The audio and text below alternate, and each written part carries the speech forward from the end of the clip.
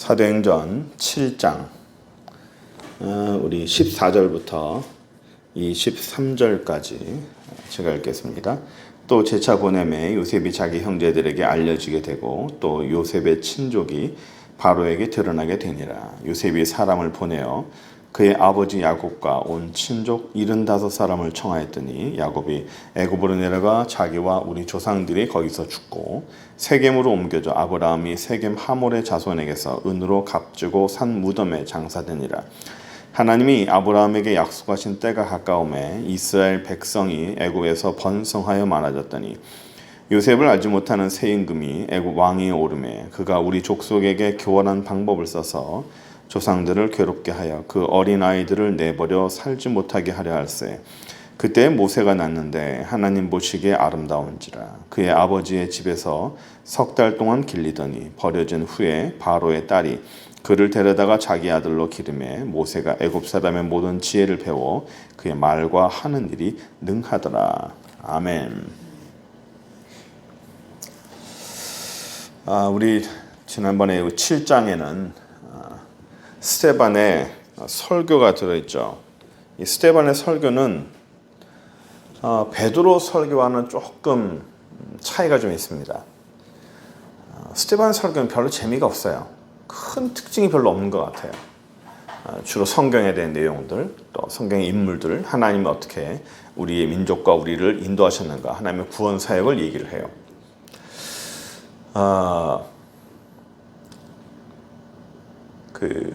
얼마 전에 어느 목사님이 설교하시는 걸 들어봤는데 사람들이 재미있는 설교, 자기에게 유익한 설교, 나에게 이익되는 설교 이런 것들만 주로 선별해서 듣는다. 그래서 요즘은 골라먹는 재미가 있는 말씀의 시대가 됐다라고 우스갯소리를 얘기하는데 목회자들이나 일반 사람들이나 힘든 상황에 처할 때 어디로 가야 되냐면 복음으로 가야 돼요. 복음에 대한 내용들은 사실은 그렇게 큰 재미 별로 없어요. 우리가 어떤 힘든 일을 당하거나 내가 어떤 하나님께서 어떤 은혜를 받거나 응답을 받으려고 할 땐 주로 하나님이 내게 주시는 메시지, 어떤 그런 스토리나 어떤 좋은 말씀들, 잠언, 이사야, 이런 내용들을 이걸 많이 찾아서 받으려고 해요. 또 설교 시간에도 자기에게 무언가 좀 좋은 말씀들을 내 말씀이다라고 이제 들으려고 하는 경향이 많죠. 그런데 제가 어느 선배가 저한테 선배 목사님이 이런 말씀을 해주셨어요. 어렵고 힘들수록 복음으로 돌아가야 된다. 어렵고 힘들수록 복음으로 돌아가야 한다. 교회가 어려워도 이상한 얘기 하지 말고 더 복음으로 가라. 그 말이 참 근데 실천하기 어렵더라고요. 복음이 아니라 우리가 간혹 가다가 강단에서 목회자들이 이렇게 유혹에 빠지는 건 뭐냐면 강단에 섰으면 자기 얘기를 해줄 수 있어요. 내 얘기를. 내 변호를 할 수 있어요. 나에게 유익한 얘기를 할 수 있어요. 어떤 목사님은 자기 입장에서 성도들에게 어떻게 저주하는 분도 계시더라고요. 나한테 덤벼들지 마라. 너희들은 죽는다 하면서 강단에서 이렇게 저주하는 분도 계세요. 저도 힘든 상황일 때는 그런 유혹에 빠질 때가 있었어요. 나도 내 하고 싶은 말 하고 내 변호를 할까? 그런데 하나님이 하시는 거는 그게 아니었어요. 하나님은 그럴수록 더 복음으로 들어가고 그럴수록 더 말씀의 은혜로 들어가고, 그러니까 우리와 우리의 생각과는 좀 달라요. 그러니까 힘든 상황에 처하면 우리 사람들은 내가 해결할 방법을 찾고 어떤 빠져나갈 방법을 찾고 이길 수 있는 방법을 찾지만 하나님은 그 자리에서 보니까 영양가가 없는, 재미가 없는 어떤 하나님의 어떤 순수한 그 복음, 그런 내용들로 더 들어가길 원하시는 걸 볼 수 있어요. 사실 우리 스데반의 설교가 그래요. 스데반이 지금 생명의 위협을 받고 있어요. 이거 끝나면 이제 돌 맞아 죽을 타이밍이에요. 그런데 여기서 자기 변호를 한다든지 하나님 입장에서 하나님의 말씀을 가지고 사람들에게 위협을 해서 너희들 까불지 마라 이런 말씀이나 사람들에게 은혜를 주는 말씀이나 이런 것이 아니라 정통으로 하나님의 말씀에 대한 순수 그 맥락을 그대로 따라오고 있어요. 하나님의 구원 사역이 어떻게 진행되고 있는지를 그대로 따라오고 있는 것을 볼 수 있어요. 그러니까 우리는 편할 때 찬송하고 힘들 때 뭐 기도하라 말씀도 있지만 힘들수록 내 삶에 조금 문제가 생기고 내 삶에 고민되는 문제가 있을수록 더 하나님 앞에 기도해야 되고 무언가 내가 눈앞에 보이는 것보다도 보이지 아니하는 하나님의 손길이나 뭔가 재미는 없어도 바로 이 순간에 내 눈앞에 뭔가를 내가 얻을 수 있는 게 없어도 하나님 앞에 그 뒤에 있는 거를 얻으려고 애를 쓰고 복음으로 더 들어가고 찬송으로 더 들어가고 기도로 더 들어가야 되는 이런 원칙을 우리가 알았으면 좋겠습니다. 그래서 보시면 이제 오늘 13절부터 14절부터 보시면 이 스데반에 누구를 얘기하냐면 요셉을 얘기해요. 요셉이 자기 친족 형제들에게 애고를 팔려지게 되고 또 바로를 만나게 되고 거기서 힘든 고난의 세월을 보내다가 바로에게서 총리가 되는 그런 과정을 쭉 설명하고 있어요. 아주 긴 내용이지만 이것을 단편적으로 설명하고 있습니다. 이것을 우리가 자주 말씀드리지만 이 모든 요셉에 관련된 내용들 그것을 한 문장으로 우리가 압축을 시킬 수 있다면 창세기 50장의 주제라고 그랬죠. 창세기 50장의 주제가 악을 선용하시는 하나님이에요. 악을 선용하시는 하나님. 모든 악한 환경, 악하고 더럽고 추악한 그런 우리 어쩌면 일어날 수밖에 없는, 일어나면 안 되는 그런 일들을 하나님은 선용하신다고요. 그래서 우리가 이거를 많은 사람들이 좀 시험에 들고 좀 힘들어하는 그런 과정이죠. 악을 선용하세요. 그러니까 하나님이 이 모든 악한 것들을 선하게 사용하신다는 거죠. 바꾼다는 거예요. 체인지하는 거예요. 그러면 악한 일은 하나님이 안 하시잖아요. 하나님이 안 하시는데 어떻게 내 삶에 악한 일이 일어났을까? 요셉이 무슨 잘못을 했죠? 지금 현재 스데반이 무슨 잘못을 했죠? 요셉이나 스데반이나 잘못한 게 없어요. 하나님 앞에 나름대로 그냥 살았어요. 그런데 스데반이나 요셉의 삶의 주변에 악한 일이 벌어져요. 형제들이 배신하고 요셉을 팔아넘기고요. 거기서도 요셉은 누명을 쓰게 되고 인생이 아주 망가지게 됩니다. 무슨 죄를 저질렀죠? 무슨 악을 저질렀죠?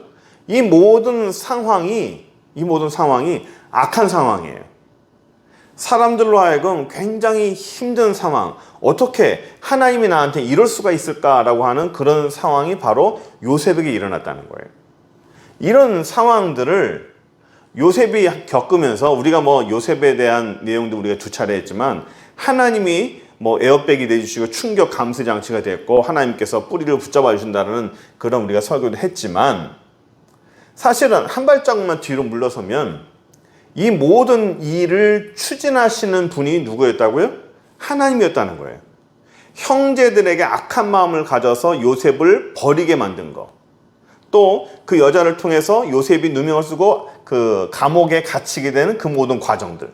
이 모든 일들을 누가 계획했어요? 하나님이 계획했어요. 그럼 하나님이 악을 도모하시는 분이냐? 하나님은 악을 도모하고 하나님은 악을 저질렀느냐? 아니라는 거죠. 그래서 제가 이거 하면서 악을 선용하시는 하나님을 우리가 보면서 또 하나 해야 되는 건 뭐냐면 그 허용적 작정. 하나님이 작정한 한도 내에서 허용하시는 거예요. 뭐를? 사단에게 허용합니다. 이 대표적인 것은 욥을 볼 수가 있죠. 신실하다. 그가 성실하다. 믿음이 있다. 사단이 그의 물질을 빼앗으면 하나님을 배신할 겁니다. 아니다. 그럼 한번 시험해보자. 그의 목숨만 건들지 말고 몸만 건들지 말고 한번 해봐라. 그래서 물질 다 뺏어가죠. 하나님이 어느 한도 내에서 허용하는 거예요. 이 부분까지만 해봐라. 해서 요셉도 형들에게 배신당하고 많은 아픔을 겪고 가는 거예요. 하지만 요셉이 생명의 위협을 느낀다든지 신앙에 큰 흔들림이 없어요. 그러니까 하나님이 어느 부분에 대해서 허용을 하신 거예요. 그 부분을. 작정한 한도 내에서. 그래서 창세기에 보면 하나님이 요셉과 함께 계심으로 그의 삶이 형통했다라고 하는 거예요. 하나님이 왜 어떻게 함께 했죠? 작정했기 때문에. 하나님이 요셉의 삶을 작정했기 때문에 함께 계셔서 그가 형통하게 된 거예요. 형통한 게 뭐 배신당한 거에 형통한 건 아니잖아요. 누명 쓴 게 형통한 건 아니잖아요. 그러니까 이 모든 것을 하나님이 허용하셔서 하나님의 작정과 하나님의 계획이 순탄하게 잘 진행이 됐다라는 것을 형통하다고 말하는 거예요. 그러니까 우리의 삶에서 내가 도대체 하나님의 무슨 잘못을 했지? 이 정도로 힘든 삶이 벌어지게 되는 아무런 이유가 없다. 물론 찾아보면 사실 사람이 뭐 잘못이 없는 사람이 누가 있겠어요? 사람 잘못 다 있어요. 그런데 이렇게까지 내가 하나님께 두들겨 맞을 일은 아닌 것 같은데 라고 하는 경우에는 뭐가 있을까요? 이게 있는 거예요. 하나님의 허용적 작정이 있는 겁니다. 하나님의 계획이 있는 거예요. 하나님의 계획 하에서 하나님의 허용적 작정 하에서 그 사람을 망가뜨리는 거죠.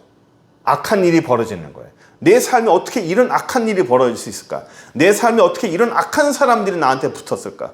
이렇게 악한 사람들이 왜 나한테 붙어가지고 내 삶을 이렇게 망가뜨렸을까? 하나님 왜 그런 악한 사람들을 미리 막아주지 않았을까? 누가 보냈을까요? 하나님이 허용했어요. 사단을 통해서 하나님이 허용한 거예요.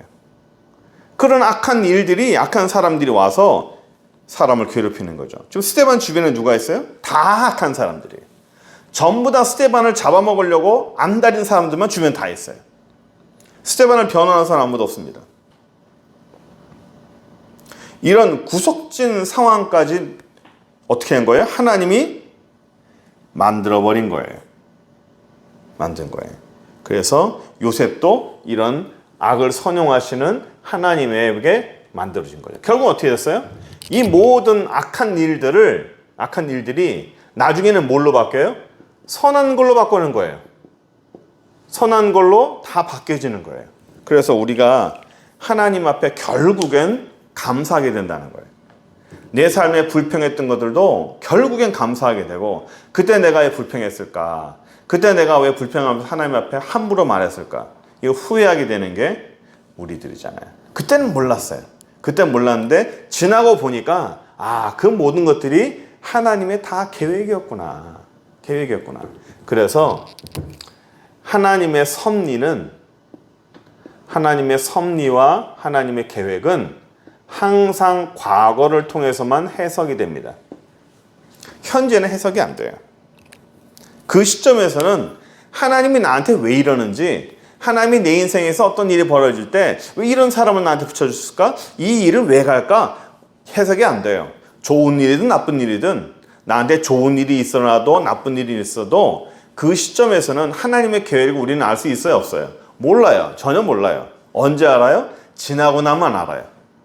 지나고 나서 과거를 이렇게 돌아보면 하나님께서 이런 계획하에 나를 이렇게 인도하셨구나. 이거를 주시려고 나한테 이렇게 하셨구나라고 하나님의 계획이 보이는 거예요. 그래서 모든 하나님의 손길과 하나님의 계획은 과거를 통해서만 이해가 된다, 알 수가 있다라는 거. 그래서 요셉을 이렇게 넘어가면서 쭉 넘어가면 이제 이스라엘이 애굽으로 넘어가는 일이 벌어집니다. 17절 보시면, 하나님이 아브라함에게 약속하신 때가 가까우면 이스라엘 백성들이 애굽에서 번성하여 많아졌어요. 애굽에서 번성하여 많아졌더니 요셉을 알지 못하는 새 임금이 애굽 왕 위에 올라왔다 그랬죠. 우리가 지난번에 한번 출애굽할 때 우리가 이걸 또 배웠습니다. 애굽을 알지 못하는 새로운 왕이 왔다 그랬어요. 그래서 애굽 요셉이 총리로 있었을 때 애굽의 그 왕권을 차지한 사람들이 힉소스 왕조라고 그랬죠. 이 힉소스 왕조는 동방 아시아계 사람들입니다. 아시아계 사람이고 기본적으로 애굽에 있었던 아프리카 원래 원주민인 사람들은 힉소스 왕조가 그 왕조를 물리치고 차지하면서 이 아프리카 원주민이었던 그 왕조는 아프리카 남단으로 밀려 내려갔어요. 그러니까 사막 지역으로 밀려 내려갔습니다. 그 힘을 못 쓰고 있었어요. 그래서 힉소스 왕조 때 요셉이 총리로 등극할 수 있었던 이유는 같은 아시아계 사람이에요. 셈족 계열입니다. 셈족의 아시아계 사람이기 때문에 너도 이쪽 사람이 아프리카 사람이 아니구나. 너도 여기서 내려온 사람이네. 우리도 같은 민족, 같은 지역 사람이야. 라고 해서 요셉을 친근하게 대하고 요셉에게 맡길 수 있었던 거예요. 그러다가 성경에 보면 요셉을 알지 못하는 사람, 요셉을 모르는 사람이 왕조가 됐다고 그랬죠. 그 왕조가 뭐냐면 이 18왕조라고 그래가지고 아프리카 정통 민족이 다시 힉소스 왕조를 물리치고 왕조를 설립하게 됩니다. 전혀 다른 왕조죠. 여기는 셈족의 아시아 사람이고 이 사람들은 아프리카 사람들이에요. 그러니까 자기네 땅을 이제 다시 회복하고 보니까, 왕조를 회복하고 땅을 회복하고 보니까 전혀 모르는 이스라엘이라는 이런 유대인들이 자기네 땅에 꽉 찬 거예요. 보니까 굉장히 똑똑해, 스마트해요.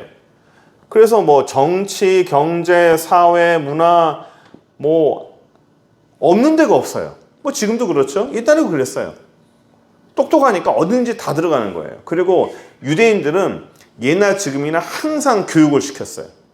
교육을 시키기 때문에 전 세계 어딜 가든지 항상 뭐든지 리더급이 되는 사람들은 항상 교육받은 사람이에요. 그러니 유대인들은 언제 어디서든지 항상 리더급이 됐어요. 이 모든 정치 재계 위에 있는 사람들이 전부 다 이스라엘 사람이니까 이게 위험함을 느낀 거예요. 왜 그랬을까요? 당시 이 아프리카의 정통 사람들이 힉소스 왕조에게 무너진 이유가 이 아시아계 사람들을 종으로 써서 노예로 썼을 때 이 아시아계 사람들이 내부 반란을 일으켰습니다. 내부 반란을 일으켜가지고 힉소스 이 셈계 쪽이 애굽을 진격했을 때 내부에서 문 다 열어주고 내부에서 반란이 일어나가지고 쉽게 애굽을 정복할 수 있었어요.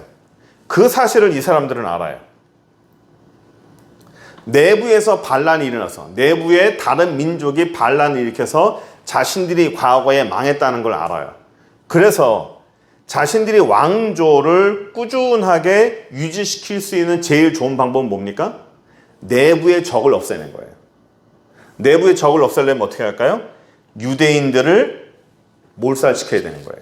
얘네들이 언제 등을 돌려가지고 다시 이쪽 아시아계 사람들과 합쳐져서 우리한테 등 돌릴지 모른다 라고는 불안감 때문에 유대인들을 그때부터 핍박하기 시작한 거예요.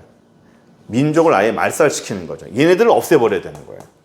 강제로 추방하고 죽이면 반란이 일어나서 힘이 워낙 세니까 아예 민족 자체를 없애버리려고 차근차근 없애버리려는 과정이었죠. 그래서 실시한 게 뭐였죠? 남자아이를 전부 죽여라. 남자가 태어나면 전부 죽여버려라. 그 일로 인해서 민족을 말살시키려고 했던 거였죠. 남자는 전부 죽여라. 우리나라도 그랬죠. 민족 말살 정책 중에 하나가 우리나라에서는 언어, 그렇죠. 언어, 그리고 문화, 글자. 그래서 이제 민족을 아예 없애버리려는 거예요. 그래서 성씨를 바꾸는 거. 이 땅은 아예 피를 바꿔버리는 거예요. 피를 바꿔서 남자를 태어나게 되면 전부 죽여버려라. 그 와중에 태어난 사람이 누구예요? 그 와중에 태어난 사람이 바로 모세인 거예요.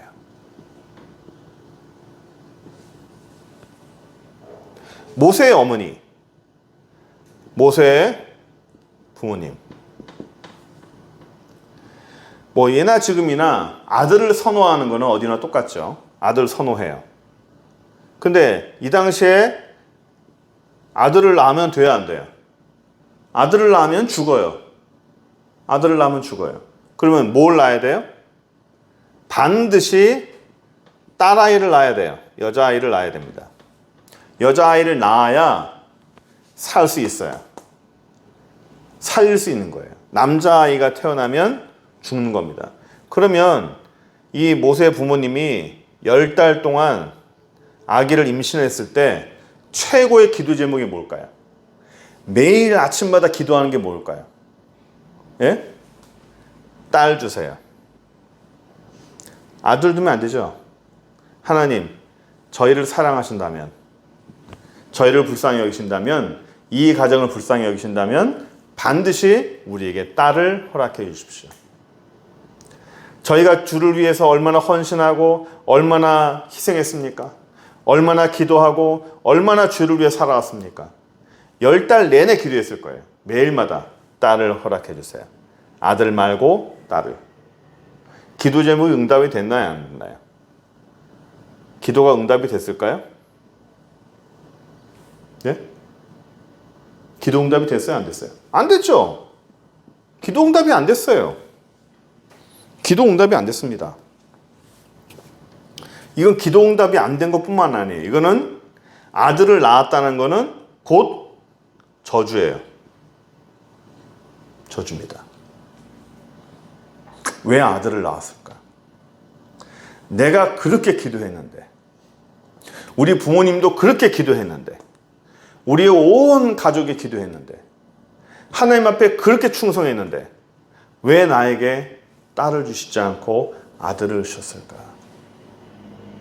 하나님, 내가 무슨 잘못을 했다고 나에게 아들을 주십니까? 왜 내 인생에 아들을 허락하십니까? 이 아이들 불쌍해서 어떻게 합니까?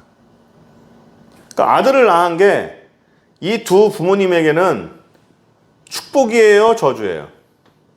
이 두 부모한테는 축복이 아니에요. 절대로 축복이 아닙니다. 하루 종일 아마 울었을 거예요. 뭐 하루 종일 울었겠습니까? 아이가 태어나 계속 울었겠죠. 죽여야 되니까. 내가 낳은 새끼를 내가 죽여야 되니까. 그거 어떻게 죽어요, 부모 입장에서? 근데 죽이라는 명령이 떨어졌으면 죽어야 되잖아요. 이건 누가 봐도 축복이 아닙니다.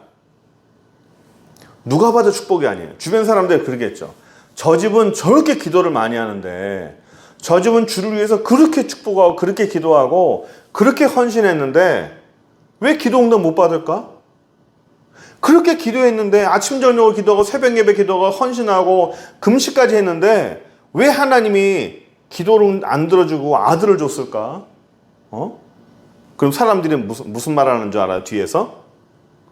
저 사람들은 아마도 우리가 모르는 하나님 앞에 큰 죄를 졌을 거야. 일반적으로 보통 다 이렇게 얘기해요. 우리가 모르는 은밀한 죄가 있어. 하나님 앞에 회개하지 않은 죄가 있는 거야. 그래서 아들을 준 거야. 하나님 앞에 온전히 살았어 봐. 하나님이 딸 안 줬겠어? 딸 줬지. 이게 10중 9번 다 이렇게 얘기해요. 안 한 줄 알죠? 나는 그런 말 안 합니까? 아니에요. 사람들의 말에 마음 가운데 이런 마음이 굉장히 많습니다. 뭔가 하나님 앞에 이 부모가 회개하지 않는 게 있어. 그러니까 아들을 줬지. 왜 딸을 줬겠어? 이게 우리가 자주 빠지는 함정이에요, 함정.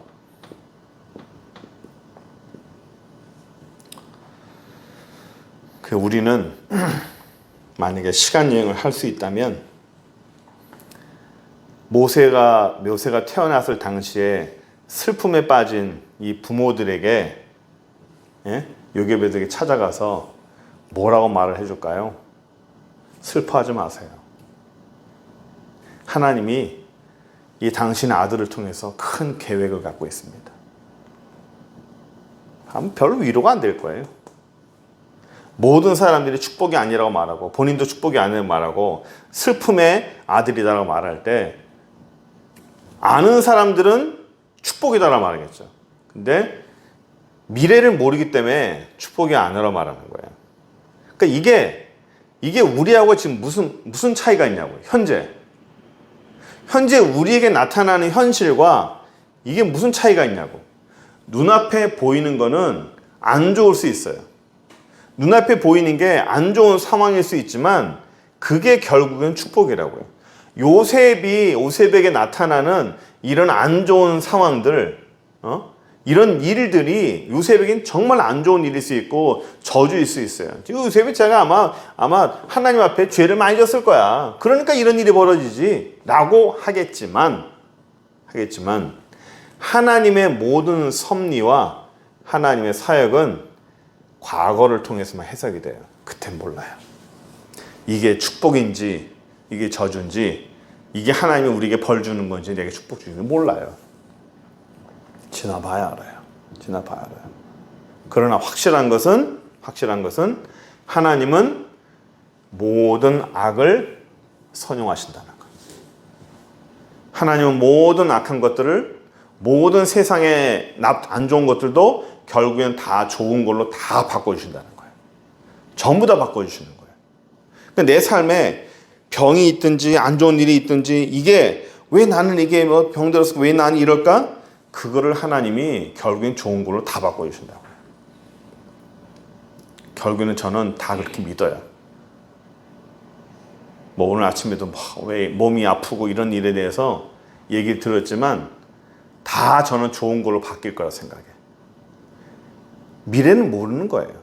앞으로 이 일을 하나님이 어떻게 바꿔나갈지 우리는 아무도 몰라요. 현재에 나타난 이 일들을 하나님이 어떤 식으로 선하게 바꿀지 우리는 아무도 예상할 수 없어요. 그러나 확실한 것은 하나님은 악을 선용하신다는 것.